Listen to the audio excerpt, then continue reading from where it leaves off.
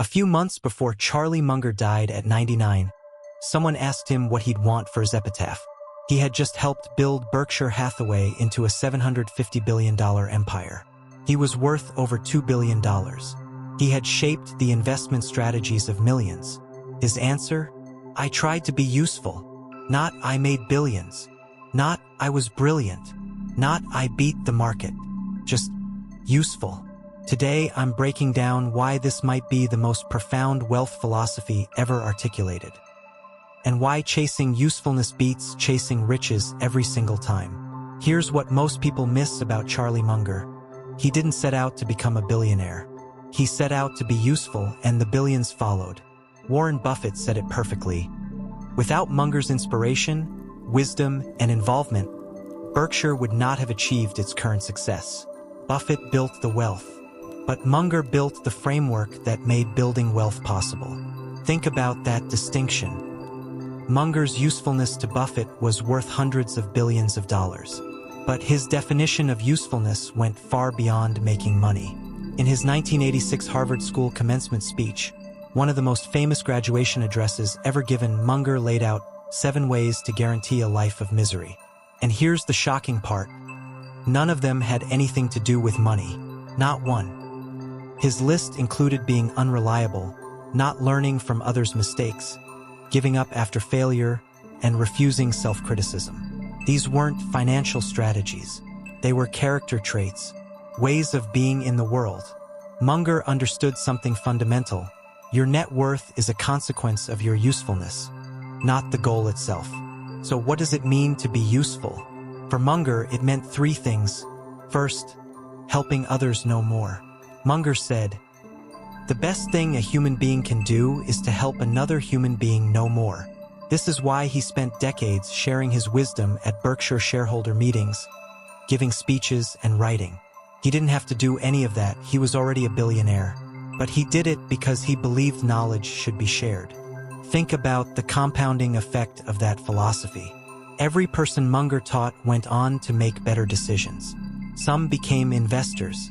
Some became better thinkers. Some became better people. The ripple effect of his usefulness is incalculable. Here's one of Munger's most famous quotes.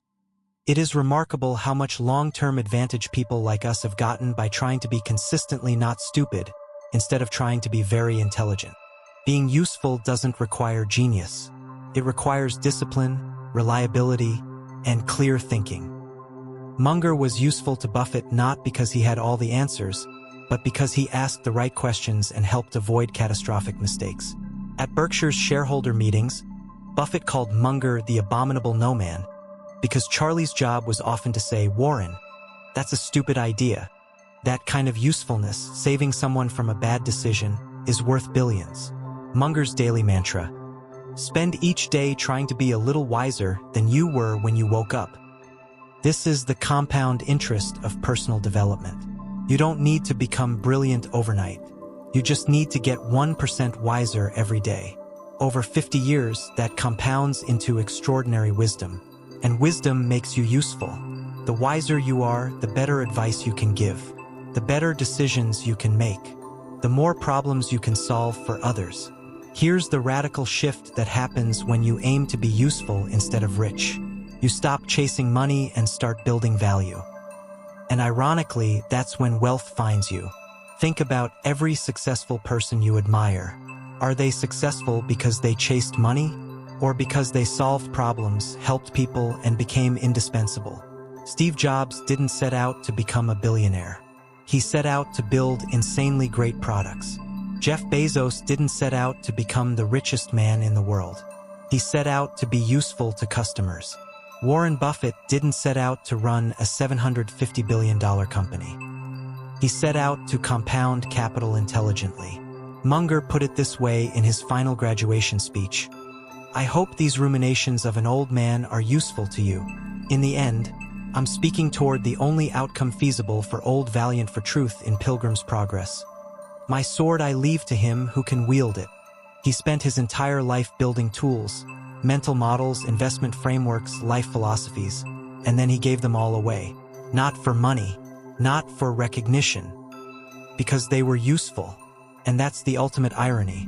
The man who said, "I tried to be useful," ended up being one of the most influential thinkers in modern finance. Not because he chased influence, but because usefulness compounds just like money does. So here's your challenge. Stop asking, "How do I get rich?" Start asking, "How can I be more useful?"